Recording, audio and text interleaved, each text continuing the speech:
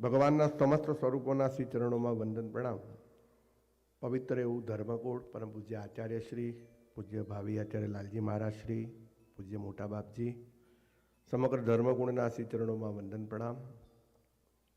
સૌ નંદ સંતોને પણ કોટાનું કોટી વંદન પ્રણામ. આપ સૌ ભક્તોને જય સ્વામિનારાયણ, જય શ્રી કૃષ્ણ, જય શ્રી રામ.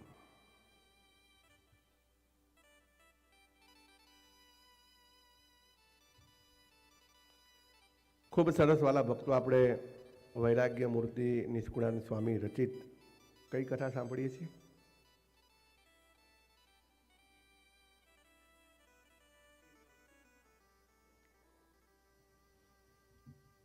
હરિસ્મૃતિ સાંભળી છે. કઈ લાવ ત્યાં સુધી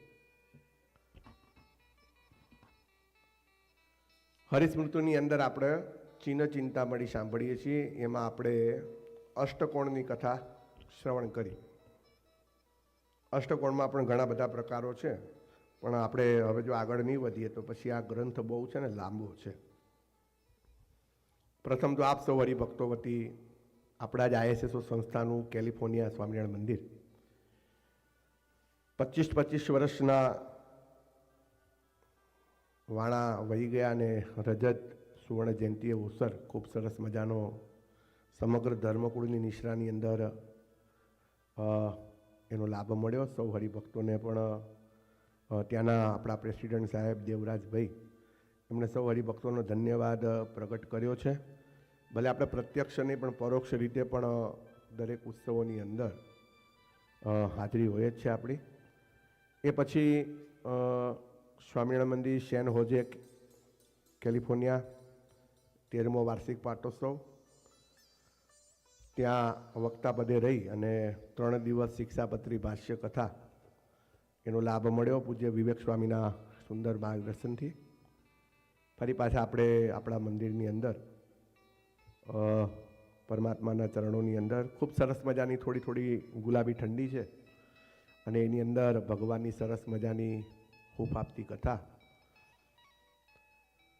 સ્વામી કહે છે કે ભગવાનના ચરણના ચિહ્નનું જે ધ્યાન છે એ જીવના કલ્યાણ માટે છે. આમ તો હું શિક્ષાપત્રી કથા કરતો હતો ને એમાં એક સરસ બહુ વાત આવી હતી મજાની, કે ભજનના માર્ગની અંદર જો આપણે ચેતીને ન ચાલીએ ને તો વાલા ભક્તો છે ને ભજનના માર્ગમાં ઘણું બધું છૂટી જાય છે આપણાથી, જો ધ્યાન ન દઈએ તો. એક તો તમે માંડ શનિવારે આવો, એમાંય તમારું ધ્યાન ના હોય એટલે શું પછી બધું કર્યા ના કર્યા બરાબર જેવું થઈ જાય. ભલે આપણે કલાક આપવાનો છે, કલાક ધ્યાન આપો, કારણ કે ભજનથી મોટું કોઈ સાધન છે નહીં. એટલે જે કંઈ અમે અમારી બુદ્ધિ પ્રમાણે રજૂ કરીએ છીએ, તમને કદાચ મારી સિસ્ટમ સમજાતી હોય ન સમજાતી હોય, પણ તમે કથામાં ધ્યાન આપજો. કથા બહુ તમારા કામની છે. એટલે કે છે ભજનની અંદર ગફલત ચાલતી નથી.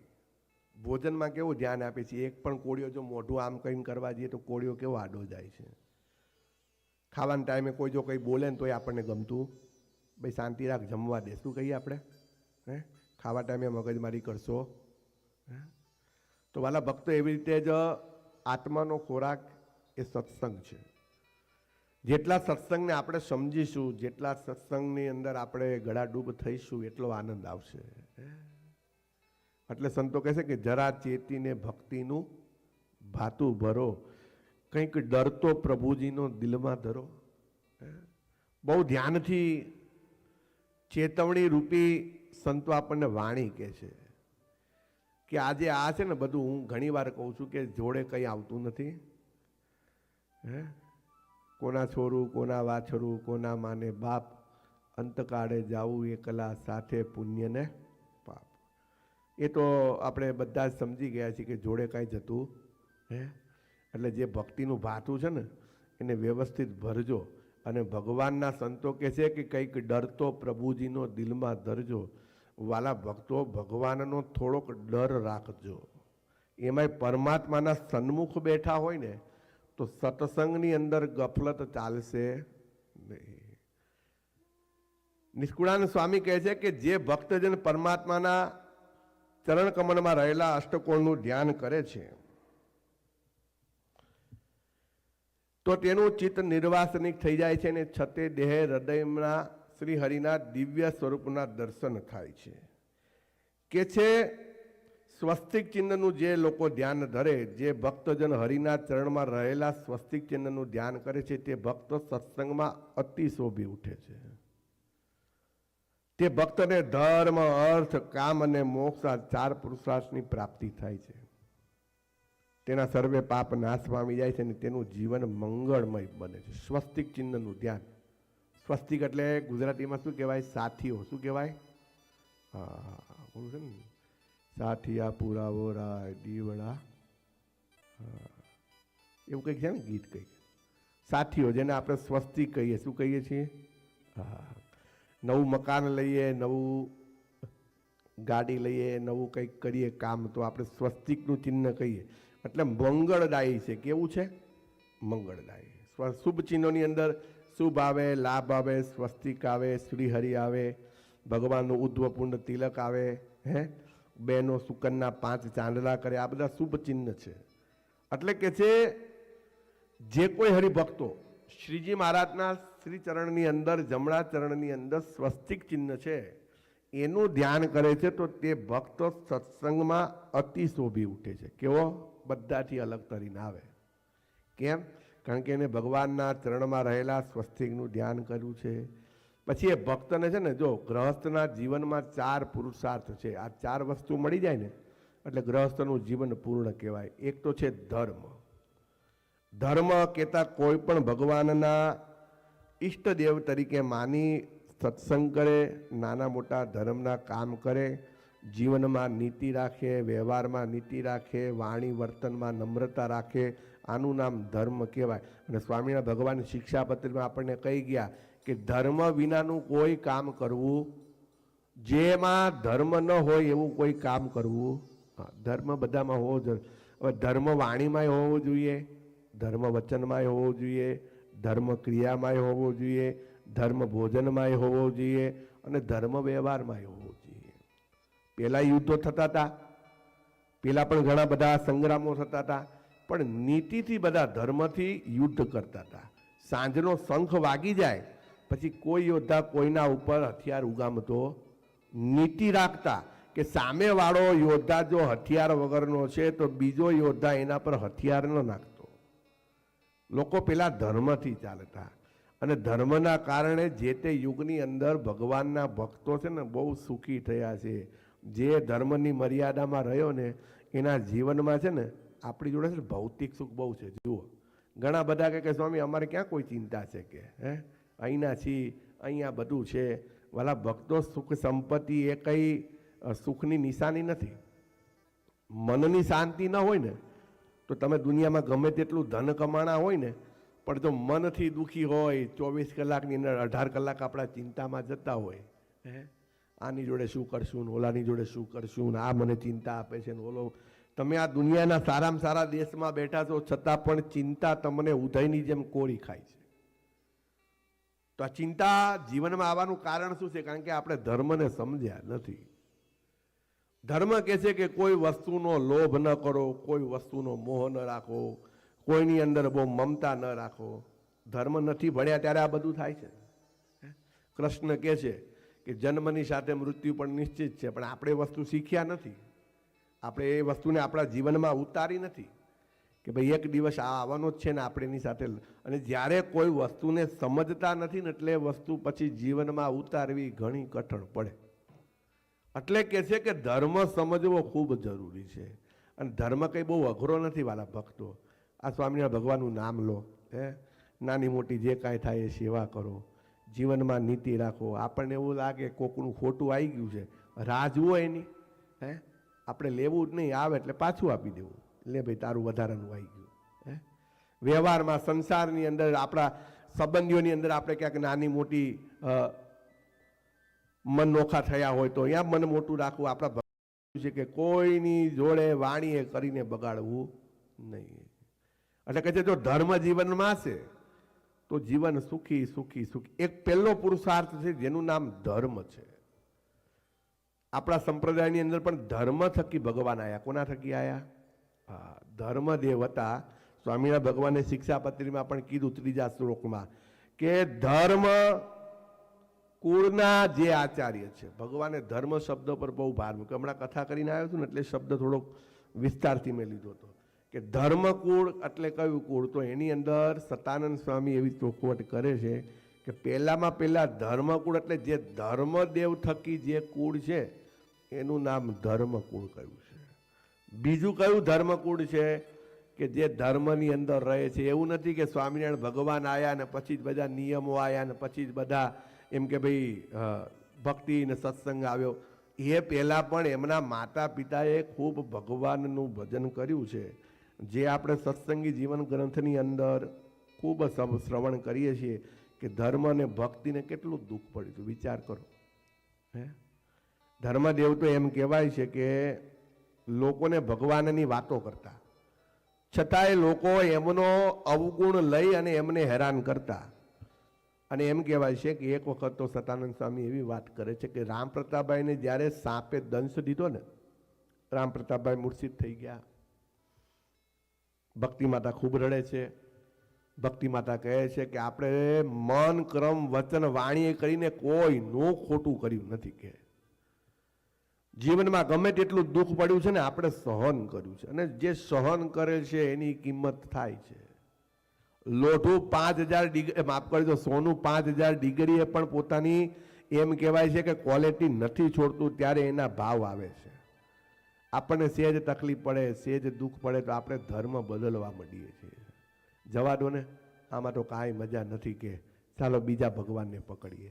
જે તકલીફમાં ભગવાનને મૂકી દે, જે તકલીફમાં ધર્મને મૂકી દે. સ્વામિનારાયણ ભગવાન કહે છે, વચનામૃતની અંદર વાત આવેલી છે કે જો અમારી દયા હશે ને તો પાંદડે પાંદડે સત્સંગ થશે. શું કીધું? મહારાજે કીધું.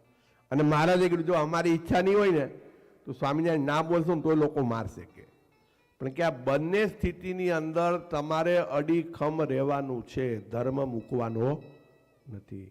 તમને લોકોને ઘણી તકલીફ પડી હશે, દેશથી વિદેશ આવ્યા છો, ઘણી જગ્યાએ વ્યવહારમાં તકલીફ પડતી હોય. હવે તમે કોકને ત્યાં ગયા હોય, હવે એ આખું ઘર ડુંગળી લસણ ખાતું હોય, તમારે સ્વામિનારાયણનો સત્સંગ હોય, તમે ગયા હોય તો શું થાય? ભાઈ હું તો નહીં જમું. કેમ? ભાઈ આમાં તો સ્વામિનારાયણ ધર્મ છે. કેવો છે? પછી સામેવાળો ગભરાય કે આમને તો દર વખતે આવું ને આવું જ હોય છે. પછી થોડુંક બોલે એટલે આપણે પછી આપણા ઘરમાંથી કે ભાઈ એક દાડો ચાલે, ખાઈ લો ને. હવે એવા સમયમાં આપણે ઢીલા પડી જઈએ. આ દાડે ગોઠવો થારી, તે ધર્મ ગયો. એટલે શું કહે છે? પછી એમ કહેવાય કે ભાઈ જો એનો સીધો રસ્તો બતાવું. કદાચ એમ કે ને બહુ ખાઈ લો, ના આજે મારે છે ને ઉપવાસ છે, કારણ કે વચ્ચે એકાદશીના દિવસે થોડુંક શરીર સારું નહોતું ને નથી થઈ, તો આજે એવી ઈચ્છા છે કે આજે ઉપવાસ કરું. એટલે આપણે આપણા ધર્મને સાચવવો પડશે, વ્યવહારે સાચવીને ધર્મ સાચવવો પડશે, તો ધર્મ સચવાશે. બીજો ધર્મ આવે છે આપણી નીતિની અંદર કે આપણે જે કંઈ કમાઈએ. મારે સવારે જ હું સાંજે મંદિરમાં હતો, આ વાત મારે તમને કેવી જ છે કે ત્યાં મેં એક એવી વાત જાણી કે મને ગર્વ થયો થોડો. મેં કહું આ તમારું નાનકડું મંદિર છે, હરિભક્તો ખૂબ ઓછા છે, મેં કહું વ્યવહાર કઈ રીતે ચાલે છે? મને કે સ્વામી અમારે મહિને દાડે 15,000 થી 17,000 ધર્માદો આવે છે. શું આવે છે? ધર્માદામ કોને કોને ખબર છે? જેને ખબર હોય આંગળી ઊંચી કરો. ધર્માદો ખબર છે ને? ધર્માદો એટલે દાન નહીં હો અમિતભાઈ. તમે જે રેગ્યુલર દાન કરો છો ને એ તો તમારા આત્માના કલ્યાણ માટે કરીએ છીએ. શેના માટે કરીએ છીએ? ધર્માદો એટલે આપણે જે કંઈ ધન કમાણા છે, ધનની શુદ્ધિનું એક માપક યંત્ર છે, જેને સ્વામિનારાયણ ભગવાને 20% અને 10%ની અંદર કે બહુ સશક્ત હોય તો 10% આપવું, અને જો થોડો દુબળો પાતળો હોય તો 20% ધર્માદો. તો ઘણા લે કે હારા દુબળા પાતળાને 20% અને ઓલા 10%, પણ એ અલગ સિસ્ટમ છે. 10% એટલે એને કમાડીનો 10મો ભાગ આપવાનો, અને 20% એટલે કમાડીનો 5મો ભાગ આપવાનો. કેટલો આપવાનો? કે તમે $100 કમાતા હોય ને તો $5 મંદિરમાં તમારે ધર્માદો કરવો. હવે આપણે બધા એક વસ્તુ તો માનીએ છીએ, બરાબર? તમે બધા હા પાડજો જોરથી કે અમેરિકાની અંદર આપણે જે કંઈ ધન સંચિત કરીએ છીએ, પૈસો ભેગો કરીએ છીએ, એ ક્યાંક ને ક્યાંક તો આપણાથી એ ખોટા રસ્તે રૂપિયો તો આવે જ છે. હવે સ્ટોરોની અંદર હું જાણું, હું તમને એમ નહીં કહું કે બંધ કરી દો, કે આપણે બધા જાણીએ છીએ કે અહીંયા ધંધા જે પ્રકારના છે. હવે એ ધનને શુદ્ધ કઈ રીતે કરવું? કારણ કે એમાંથી જ તમે પ્રોફિટ કમાશો, એમાંથી જ છોકરાઓને એજ્યુકેશનમાં નાખશો, મકાનો લેશો કે ઇન્વેસ્ટમેન્ટ કરશો, તો એ પૈસા શુદ્ધ કઈ રીતે થાય? પૈસા ફિલ્ટર તો કરવા પડે. તો સ્વામિનારાયણ ભગવાન એનું માપક યંત્ર બનાવ્યું છે કે ધર્માદો કરો. નામ ધર્માદો કહેવાય. શું કહેવાય? ગામડાઓની અંદર ઘઉં લોકો આપતા હોય છે, ઘઉં જમા કરે, અથવા જો ઘઉં ના આપતા હોય તો પછી છે ને પોતાની આવકનો 10મો 20મો ભાગ જમા કરાવતા હોય છે. એક ગામની અંદર મેં ગયા હતા, બહુ નાનું ગામ હતું, લગભગ 10 હરિભક્તો હશે, સાબરકાંઠાની અંદર. તો પછી મેં કીધું આપણે આવ્યા છીએ, પણ મેં કીધું આ તો બધા હરિભક્તો 100 રૂપિયા લખાઈ ગયા છે. મને કે હમણાં 4 લાખ થઈ જશે, ચિંતા ના કરો. એક હરિભગત આવ્યો, સીધા 3,95,000 લખાયા. પછી મેં કહ્યું તમે 3,95,000 લખાયા, તમારી આવક કેટલી છે? કે સ્વામી મારી આવક તો કે કરોડોમાં છે, પણ કે મેં કોઈ દિવસ ધર્માદો બંધ કર્યો. ધર્માદો એ ભગવાનનો આપણા ઉપરનો અધિકાર છે. જો આપણે ધર્માદો નથી કરતા તો વાલા ભક્તો, હું એમ નથી કહેતો, બળજબરી નથી કરતો, પણ જે હરિભક્તો ધર્માદામાં માનતા હોય, મંદિરને ચલાવવાનો મુખ્ય સ્ત્રોત ધર્માદો છે. એટલે આપણે આપણી આવકના, કોકને મહિને 5,000 કમાતા હોય, 10,000 કમાતા હોય, તો એનું જે આપણે એમ લાગે કે સશક્ત છીએ ને આપણી સ્થિતિ સારી છે, તો વાલા ભક્તો 10% જમા કરાવવા. અને આપણને એવું લાગે કે આપણી સ્થિતિ સારી નથી, હજી આપણે થોડું નવી શરૂઆત છે, તો 20% લેખે પણ ધર્માદો જમા કરાવવો ખૂબ જરૂરી છે. એ લોકોને કોઈ ટેન્શન જ નથી. મેં પૂછ્યું, મેં કહ્યું તમે મંદિર રન કઈ રીતે કરવાનું? કે કોઈ ચિંતા નહીં, કે આ ધર્માદામાંથી જ મંદિર ચાલી જાય. અને એનો બેનિફિટ એટલો છે કે એ રિસિપ્ટ તમે રજૂ કરો તો તમને ટેક્સ બેનિફિટ મળે. શું મળે? કારણ કે આપણી સંસ્થા નોન પ્રોફિટ સંસ્થા છે. એટલે આ રિસિપ્ટ તમારે તમારા ટેક્સના બચતની અંદર પણ ખૂબ કામ આવે છે. એટલે અન્યથા આને ના લેતા કે પૈસાની માંગણી કરે છે. પણ તમને બધાને કહું છું, તમને બધાને ઠીક લાગે તો ધર્માદો કરજો. જેમ તમારું ઘર છે એમાં મંદિર પણ છે, આને નિભાવવું એ આપણી જવાબદારી છે. આપણને આચાર્ય મહારાજશ્રીએ સોંપ્યું છે. એટલે ધર્માદો કરવાનું ધીરે ધીરે ચાલુ કરજો. એટલે તમે બધા કરશો ને તો તમારું જોઈને બીજા બધા કરશે. અને એક વખત ધર્માદો લેવલે આવી ગયો ને પછી વાલા ભક્તો આપણે તકલીફ નહીં પડે મંદિરની અંદર. એટલે ધર્માદાનું ખાસ ધ્યાન રાખજો. હજી પણ મને એના લક્ષી કોઈક કથા મળશે ને તો હું તમને સંભળાવીશ પછી કોઈક દિવસ.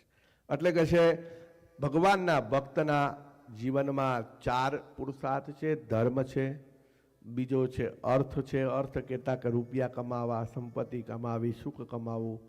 અને રૂપિયા વગર કોઈનું જીવન ચાલતું નથી. ઘણાને રૂપિયાનો મોહ ના હોય પણ જીવનમાં જરૂરી છે. આ ઘણા શોખ માટે ગાડી લાવે, ઘણા જરૂરત માટે લાવે. કે ભાઈ હવે આ ઘરેથી સ્ટોરેજ આવું છે તો સાધન તો જોશે ને.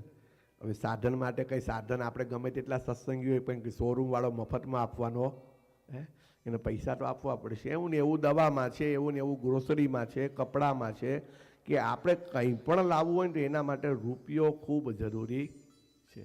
અને એ રૂપિયાને કમાવા માટે મહેનત કરવી ખૂબ, એટલે અર્થ ખૂબ જરૂરી છે. ઘણાના સંકલ્પ એવા હોય છે કે અમને ખૂબ સરળતાથી અમારા જીવનમાં સંપત્તિ આવે.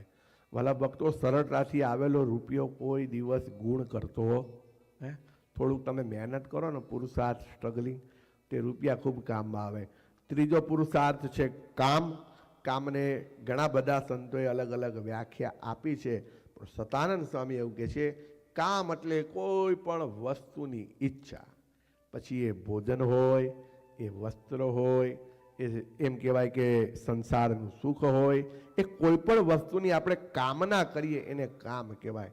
ઘણાની કામના એવું હોય કે મારે તો હજી આમ કરવું છે, મારે તો તેમ કરવું છે, તો એને આપણે આપણો કામ સમજવું, આપણી ઈચ્છા સમજવી. અને છેલ્લો પુરુષાર્થ છે જેને સિદ્ધ કરવા માટે આ 3 પુરુષાર્થ બહુ જરૂરી છે, અને એ છે મોક્ષ.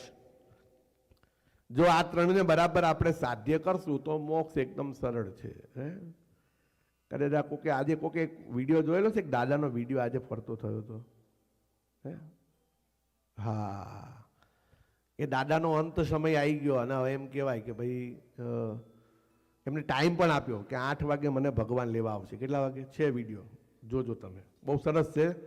અને એવું નથી કે કોઈ એઆઈથી ટેકનોલોજી બનાવેલો છે, રિયલ વસ્તુ છે. કે એમણે કીધું, એમને બધાએ પૂછ્યું કે દાદા, તો કે મને 8 વાગે ભગવાને કીધું છે કે ઝાલર વાગશે અને ભગવાન લેવા આવશે. અને બરાબર 8નો ટકોરો થયો અને છોકરાઓ પૂછ્યું તો કે બસ આ ભગવાન આયા કે. આ મને બેસાડ્યો કે વિમાનમાં અને દાદા સીધા ધામ. એટલે આપણે ઘણા બધા એમ કે આ બધી વાતો છે કે ભગવાન લેવા આવે ને ભગવાન અક્ષરધામમાં લઈ જાય ને ભગવાન, વાતો નથી વાલા ભક્તો.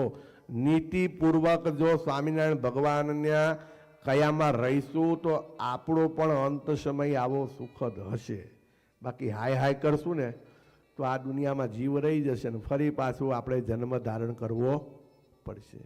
એટલે કે છે કે મોક્ષ સુધારવો હોય તો ભજન કરવું ખૂબ જરૂરી છે.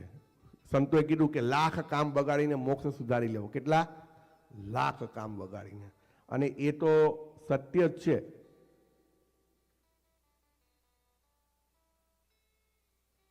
કે જેને મોક્ષ સુધાર્યો છે એના સર્વ પાપ નાશ પામે છે અને એનું જીવન મંગળમય બને છે. કેવું બને છે?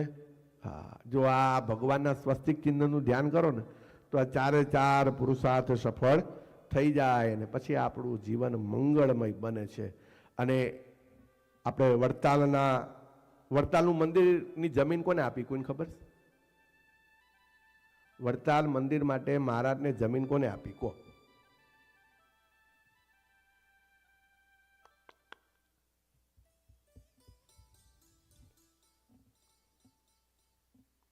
જોબન પગીએ. કોને આપી? જેનું એક નામ જોબન લૂંટારો છે. કેવો છે? આ જોબન લૂંટારાએ શ્રીજી મહારાજે જ્યારે એમ કહ્યું કે તમે વડતાલમાં મંદિર બનાવો ત્યારે જોબન પગીએ જમીન આપી હતી. પછી મહારાજ જોડે એવું માંગ્યું ના, મહારાજે એમની પાસે નિયમ લીધો કે હું જ્યાં સુધી જીવીશ ત્યાં સુધી રોજ મારી થાળીની અંદર જમવામાં મહારાજના ચરણની રજ આવશે. શું આવશે? આપણે કાંકરી આવી ગઈ તો બાજીએ. જોબન પગી તો રોજ કાંકરી ખાતા અને ભગવાનને યાદ. એ જોબન પગીની વાત નિષ્કુળાનંદ સ્વામી કહે છે કે જોબન વડતાલો જેનું નામ લેવાથી પણ પાપ લાગે તેવો જોબન ભગવાન શ્રી હરિના ધ્યાન ભજનના પ્રતાપે પ્રાતઃ સ્મરણીય મહાન ભક્તરાજ જોબન પગી બની ગયા. કેવા બની ગયા? જેને સંતોનું સાનિધ્ય કર્યું છે. જોબન પગીને છે ને મુક્તાનંદ સ્વામીએ સત્સંગ કરાયો હતો. કંઠી કોને બાંધી હતી? મુક્તાનંદ સ્વામીએ. અને એવું કહેવાય કે આમ ઓલી બે કોઠી આવતી મોટી પહેલાના જમાનામાં અનાજ ભરવાની. એ બે કોઠી ભરાય એટલી જનોય એની અંદર ભરી હતી. એટલે તમે સમજો છો ને એટલા બામણ માર્યા હતા એ કોઠીઓ ભરાય એટલા. અને એમ કહેવાય કે એનું નામે કોઈ લેતું નહીં. હવે આપણે બધા જાણે કે જોબન પગીને મહારાજની ઓળખાણ દબાણમાં થઈ. ક્યાં થઈ? દબાણ યજ્ઞની અંદર મહારાજની માણકી ઘોડી ચોરવા આવ્યો. પણ એ જ્યારે ઘોડી ચોરવા જાય ને એને ઘોડીએ મહારાજ દેખાતા. આખી રાત એમને એમ જતી રહી. હવાર પડીને પછી ખબર પડી ગઈ. પણ આખી રાત મહારાજ દેખાણા એટલે મહારાજની મૂર્તિ છે ને હૃદયમાં ઉતરી ગઈ. કેવી ઉતરી ગઈ? પછી મનની અંદર જેટલા ખોટા વિચાર હતા બધા નીકળી ગયા. પછી તો બીજા દિવસે પછી સભામાં આવ્યો કે સભાની અંદર તો ખબર પડી કે જોબન આવે છે. તે બધા કાઠી દરબારો તો હથિયાર લઈને સાબદા થઈ ગયા કે મહારાજને મારવા આવતો લાગે છે. ત્યારે મહારાજ બોલ્યા કે કોઈ જોબન પગી આવતો, હવે તો ભક્તરાજ જોબન આવે છે. કેવા આવે છે? હવે ભગત થઈ ગયા. કે આ સંત સમાગમનો સૌથી મોટો ફાયદો છે કે આપણે ગમે તેવા હોઈએ પણ સંત સમાગમની અંદર આવી જઈએ એટલે આપણા વિચારો બદલાય. મહારાજ કહે છે કે ભગવાનના ધ્યાન ભજનના પ્રતાપે મોટા ચોર લૂંટારામાંથી ભગવાનનો ભગત બની ગયો વાલ્મીકી ઋષિ. પેલા વાલિયા લૂંટારા હતા. કેવા હતા? નારદજી મળ્યા અને પછી સમજાવ્યું કે આપણે જે કંઈ કર્મ કરીએ છીએ એનું ફળ આપણે જાતે ભોગવવું પડે છે. આપણે ઘણા બધા એમ વિચારીએ છીએ કે આપણે આપણા પરિવાર માટે કરીએ છીએ અને આપણા કર્મ એ આપણા પરિવારમાં વેચાશે તો ભગવાન કૃષ્ણ ગીતામાં ચોખ્ખી ના પાડે છે. ભગવાન કહે છે કે કર્મનો જવાબદાર એ જીવ પોતે હોય છે. આપણે જે કંઈ કર્મ કરીએ છીએ એ આપણી જવાબદારી આપણે કરીએ. ભગવાને તો ક્યાંય નથી કીધું ખોટી નીતિએ પૈસા કમાવો કે ખોટી નીતિએ કંઈ કરો. ભગવાન કહે છે મહેનત કરીને કરો. કે પણ આપણે થોડા સમયમાં વધારે સુખી થવું છે એટલે આપણે રસ્તા થોડાક ઝડપી પકડી લઈએ છીએ. એટલે એ વાલિયા લૂંટારાને જ્યારે નારદજીએ બરાબરનું જ્ઞાન આપ્યું કે વાલિયા લૂંટારામાંથી વાલ્મીકી ઋષિ બન્યા. અને વાલ્મીકી સમાજ છે આપણે બધા જાણીએ છીએ.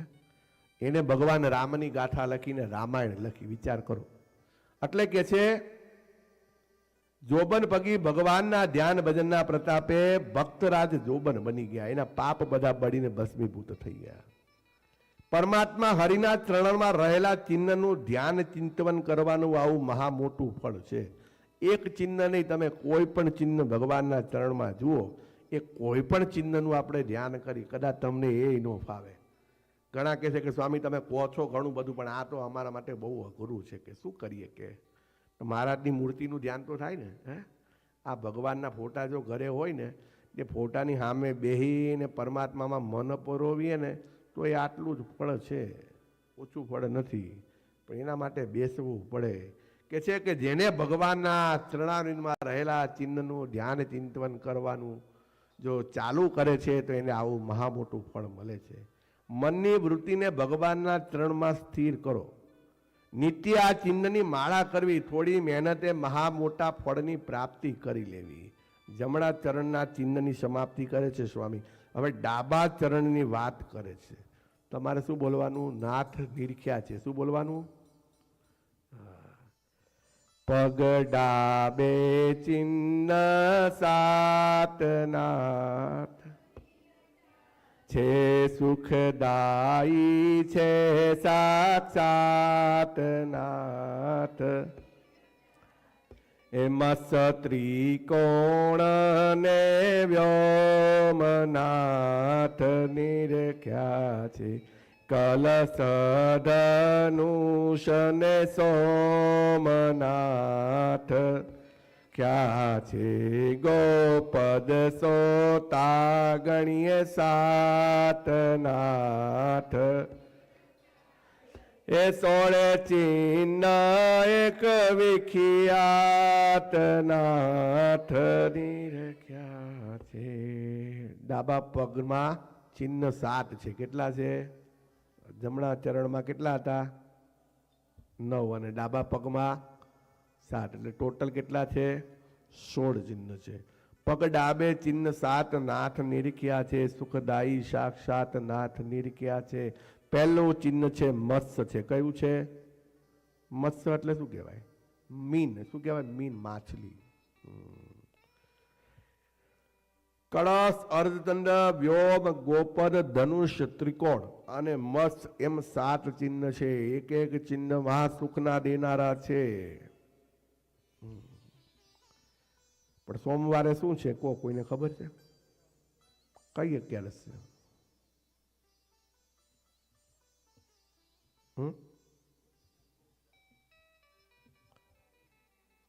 સફલા. કઈ છે? સફલા એકાદશી છે. બીજું શું છે?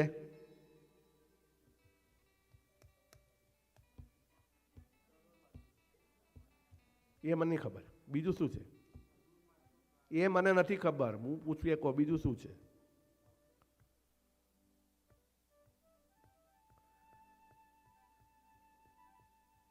કયો મંત્ર બોલો છો તમે રોજ? સ્વામિનારાયણ મહામંત્ર પ્રાગટ્ય દિવસની દિન. કયું શું છે? સ્વામિનારાયણ મહામંત્ર પ્રાગટ્ય દિન. કઈ જગ્યાએ થયું હતું?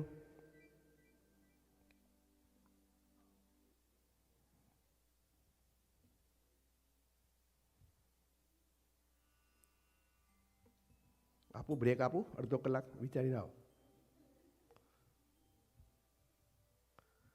થોડી ક્વોલિટી તમારામાં હોવી છે ને. બધી ક્વોલિટી મારામાં જ કેમ ચાલે? કે બધું ખાલી મારે જ હોશિયાર રહેવાનું, તમારે બધાને ચાલે નહીં? તમે ગમે તેવું કરો. બોલો બોલો, હાલો બોલો.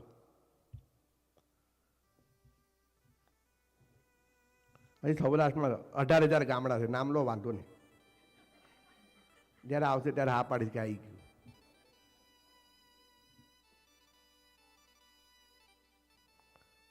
ફરેણીમાં ક્યાં લીધું તું? મહામંત્ર ધામ કહેવાય ને. શું કહેવાય? રામાનંદ સ્વામી જ્યારે ધામમાં ગયા ત્યારે રામાનંદ સ્વામીનું 14મું હતું. શું હતું? 14મું. 14માના દિવસે વિક્રમ સંવત 1858 માક્ષર વદ એકાદશીના દિવસે ફરેણીમાં ગુરુવર્ય રામાનંદ સ્વામીની 14માની સભાની અંતર્ગત સભા ભરાઈને બેઠી હતી, બધા હરિભક્તો દુઃખી હતા, કારણ કે રામાનંદ સ્વામી છે ને બહુ સત્સંગ કરાયો હતો. ચોક્કસ રામાનંદ સ્વામી મહારાજનો મહિમા જાણતા હતા, પણ હજી ઉદ્ધવ સંપ્રદાય હજી છે ને આ સંપ્રદાય કેવો હતો ખબર છે? સ્વામિનારાયણ ભગવાન આવી ગયા ખરા, પણ હજી આ સંપ્રદાય ઉદ્ધવ સંપ્રદાય તરીકે ઓળખાતો હતો. સ્વામિનારાયણ સંપ્રદાય ઓળખાવાનું ક્યારે ચાલુ થયું? આ સભા પછી. આ એ સભા હતી જેમાં ભગવાને પોતાનું જે સર્વોપરી મંત્ર છે મંત્ર મહાસમર્થ, જેનાથી થાય સમસ્ત સિદ્ધ અર્થ. સ્વામિનારાયણ મંત્ર તો એવો મોટો મોટો છે. હે ઓલું ધૂન ગઈએ છે ને, સ્વામિનારાયણ મહામંત્ર ગમે, અહોરાત દિવસ મારા દિલ મારા મે સ્વામીના.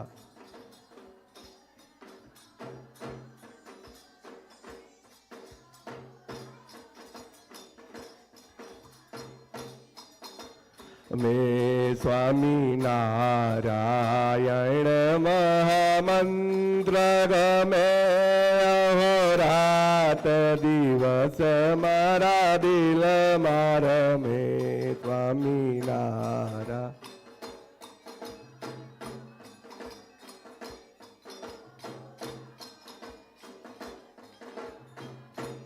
મારા મે જેના મુખમાં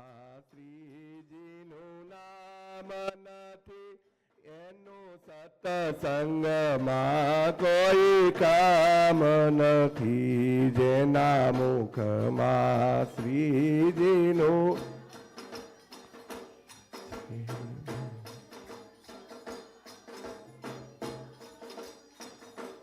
છે મંત્ર મહાસમર્થ,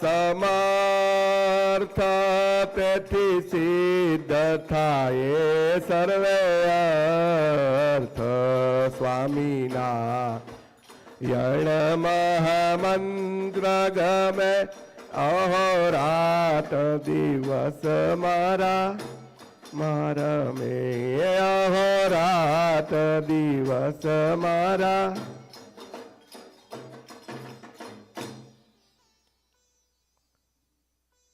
આ સભાની અંદર જ્યારે બધા જ હરિભક્તો ખૂબ દુઃખી હતા, ત્યારે સ્વામિનારાયણ ભગવાન કે જેમનું નામ એ સભાની અંદર સહજાનંદ સ્વામી હતું. કેવું હતું? હજી તો મહારાજને દીક્ષા જ આપી હતી, અને મહારાજને હજી નવી નવી જવાબદારી મળી હતી, એટલે મહારાજને હજી બધા સહજાનંદ સ્વામી કહેતા, કાવરણી કહેતા. એટલે હજી કોઈ મહારાજનો મહિમા નહોતા જાણતા.